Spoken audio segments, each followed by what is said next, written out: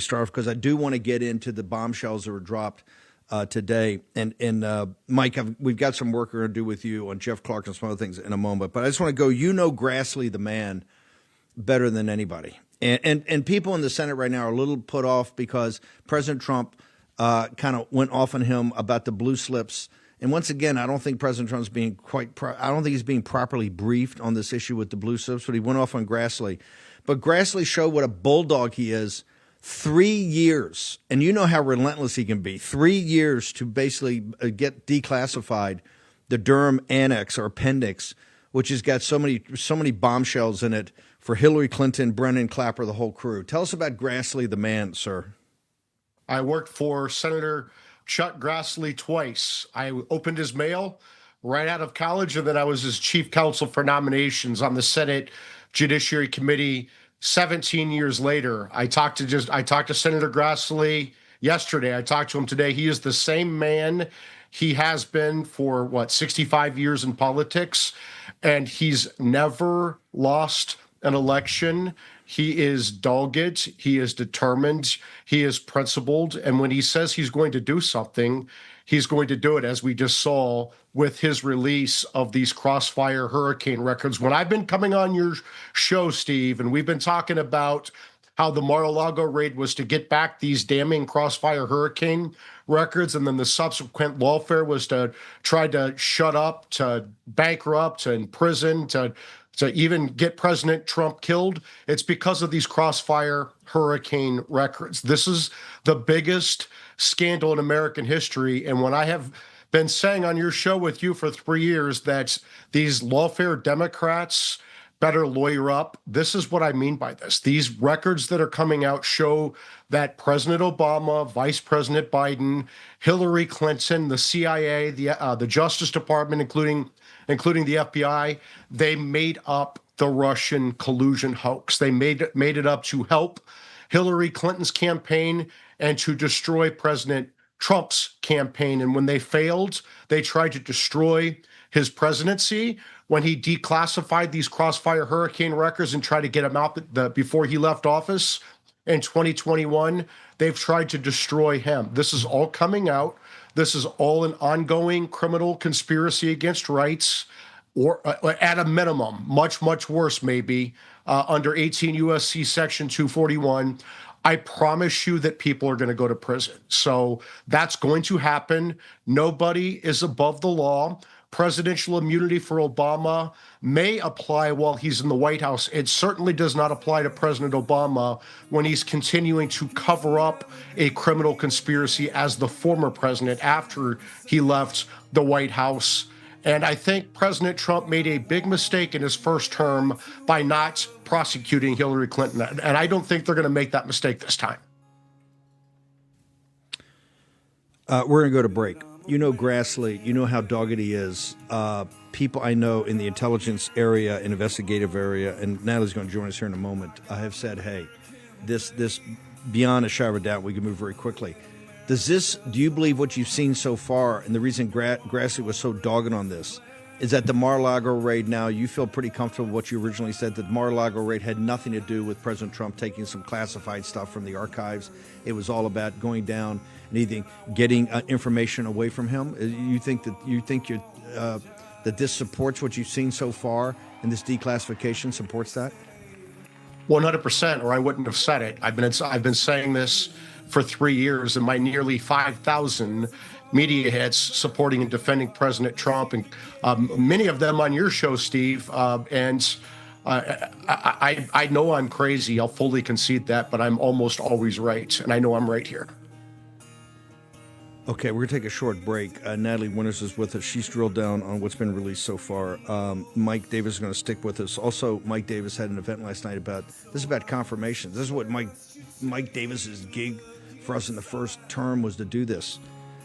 We had Mike Lee on today. Are they going to go home? Are they going to agree to Mike Lee's plan? Are they going to give us a recess of points? We got to get these people. And if you saw the power and energy last night at Butterworth's with Emil Bovey, and Judge Jeanine and people like Joe Kemp, people just gotten confirmed. President Trump needs his team. Short commercial break. We're going to return to the war room in just a moment. Fellow America's Voice family. Are you on Getter yet? No? What are you waiting for? It's free. It's uncensored. And it's where all the biggest voices in conservative media are speaking out. Download the Getter app right now. It's totally free. It's where I put up exclusively all of my content 24 hours a day. You want to know what Steve Bannon's thinking? Go to Getter. That's right. You can follow all of your favorites. Steve Bannon, Charlie Kirk, Jack Posobiec, And so many more. Download the Getter app now. Sign up for free and be part of the movement. I'm putting up stuff on Getter all day long, so make sure you go check it. Also, take your phone out right now. Text Bannon at 989898. You get the ultimate guide. This is free for investing in gold and precious metals in the age of Trump. I think now more than ever you need to understand the interaction of gold with currency, with fiat currency, capital markets, debt, deficits, all of it. And we get to all that also in the End of the Dollar Empire. Just go to birchgold.com/Bannon. You get all of our information, all free. We're working on the 8th and 9th installment, free installment of End of the Dollar Empire right now. A couple of things. Number one, a very raw and tough hearing today in Kerrville. I mean, there's got to be some answers, folks, particularly if you are a parent of one of those little girls or in the community. Very raw and very tough. We're going to spend more time on that tomorrow. But I got to tell you, there were not a lot of great answers coming, and I think people are going to get very, very upset at what's happening down there. I want to get to, we got an update. We're trying to get Brian Harris up there. I think we're going to have good news because you, this audience, are putting tons of pressure down in Texas. You saw Hakeem Jeffries down there.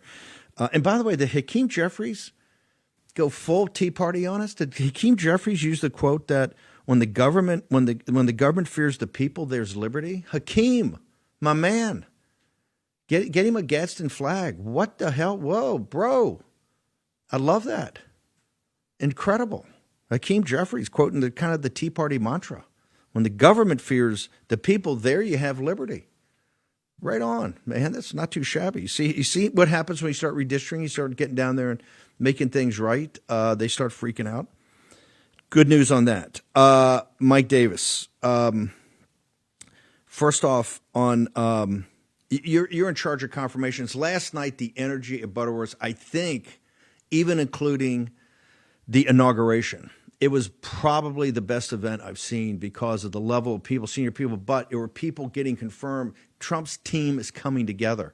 Mike Lee, Senator Mike Lee, the best constitutionalist, he's on here today and he's saying, look, my plan is 150 guys. We stick around, we do it. But, and Semaphor's got what Thune wants to do, which is come back in October after they do the budget and have some of these marginal changes that we're going to take 2 hours away from this. That's not going to work. And Mike Lee said, hey, if we were in opposition, clearly you never go into recess, but we control the House, the Senate, and the executive branch.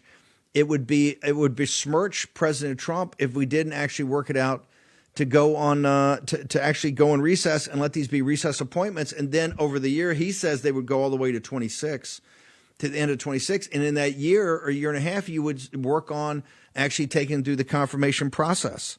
Your thoughts about this, that you kind of ran this thing for us, sir? I would say this, the Senate needs to end its French work week. It works 2.5 days a week, and then it goes home. They go into what's called pro forma sessions, and so they never really go into recess. And so it's hard to do these recess appointments if you don't go into recess. And then we're coming up on August recess, which is like a high holy month in Washington, D.C. And the problem is you have these Senate Democrats who are obstructing everything that President Trump is trying to do. They're not giving consent to routine things in the Senate. They're not giving unanimous consent or voice votes, remaining no objection, and just letting non-controversial nominees get confirmed. It used to be that U.S. attorneys would get confirmed by voice votes or unanimous consent. That has stopped happening. They're objecting to every one of these. So I would say this, you don't need to change these rules. You just need to keep the Senate working. And so in order for Thune to do that, he needs 50 Senate Republicans to agree that they're going to, God forbid, work on a Friday, maybe a Saturday or Sunday, work through August recess, and then the Democrats' obstruction is meaningless. And so it's amazing how many judges and other nominees you can confirm by merely threatening to make the Senate work past 2 p.m.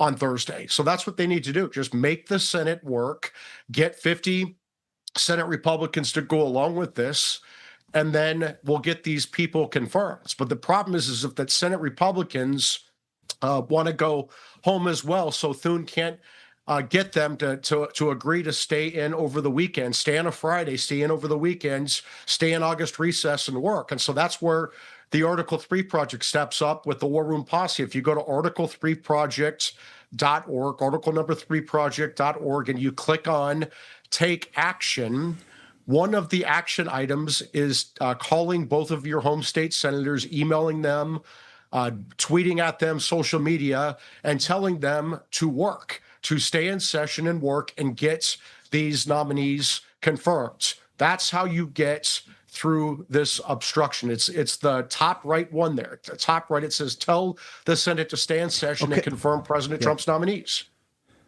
But they've got their Codels. They're going to Greece to do, look at naval installations in the Greek islands. You know the deal. They're out of here.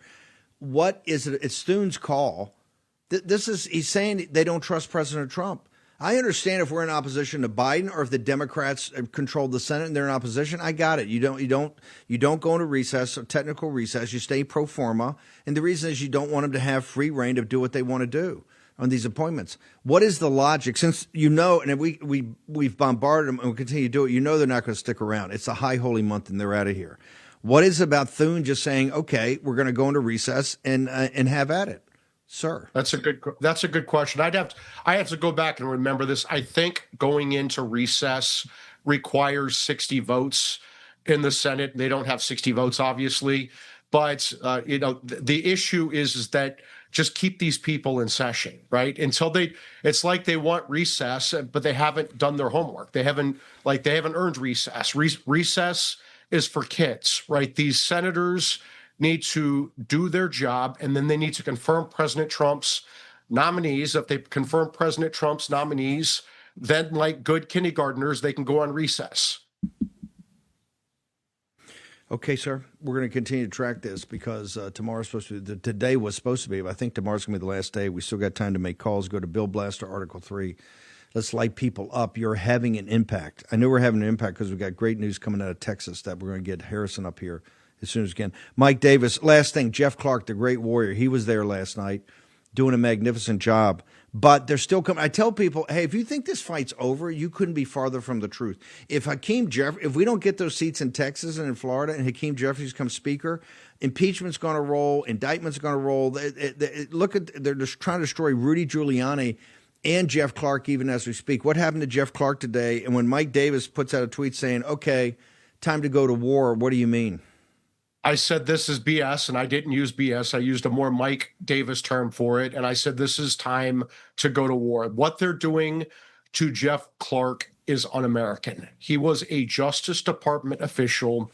He drafted a legal memorandum, a legal recommendation that he did not even send. He merely drafted it. Now the D.C. bar, a bunch of left-wing radicals on the D.C. bar are now disbarring Jeff Clark from the practice of law. He is a senior official right now in the White House Office of Management and Budget. It's called the Office of OIRA, Office of Information and Regulatory Affairs. And it's his job to be the traffic cop for regulations across the government. It is stunning that the DC bar is continuing to go after Jeff Clark. And so I know that Pam Bondi and her Justice Department are looking at right now all the steps that they can take to protect and defend Jeff Clark, including filing whatever needs to be filed with the DC bar, maybe reimbursing Jeff Clark for legal fees because they tried to bankrupt him as part of his official duties in the Trump 45 Justice Department. The Democrats did during 4 years of lawfare. This is not the old Republican Party. This is the Trump Party. We're not going to leave dead allies on the side of the road like Jeff Clark. That's not going to happen. And we're going to exact painful revenge for this. Well, why are we not make the people on the D.C. bar? Let's tell them right now, we're going to make your lives miserable. Let's get them disbarred. Let's get every one of their law firms, like they broke the big law firms. No law firm representing on this group that voted should have any government contract, should have any security clearances. Can we just do that? Can't we just fight fire with fire? They're not going to. It's not going to stop until you make it stop. These people are not reasonable. They're not rational. They're not good people. And for too long, we've treated it like, oh, it's just Republicans and Democrats. Those days are over. They took a good man like Jeff Clark and they're trying to destroy him. Why don't we destroy him back? I'm down for it. Why don't we go after them and take their law license away? Why don't we bankrupt them? Why don't we go to their law firm and say, guess what? No more contracts, just like they did with Paul Weiss, just like they did with Skadden Arps. Why are we not hitting these people with a blowtorch, sir? Sounds like good idea, Steve. So duly noted. Okay, good. We'll talk after the show. We'll take after the show. We'll exchange some notes. But I don't think you can. The bar is trying to do the same thing to Rudy. New York and New York City and in D.C., they're trying to destroy these people that stood up for this country and turned out to be right. That's the thing. They turned out to be right. They're honorable men, and they're being destroyed by scumbags. And it's time now to stop playing patty cake with the scumbags. Mike, where do people go to catch up with your social media, Article 3? Oh, we got a lot of work.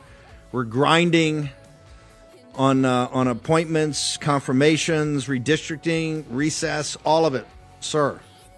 Yeah, so Jeff Clark is a good friend. He's a great friend of the Article 3 Project, and we have his back. You can go to article3project.org, article number 3project.org. You can donate there, follow us on social media, take action. The big action item is tell the Senate to end their French work week, and recess is for kids.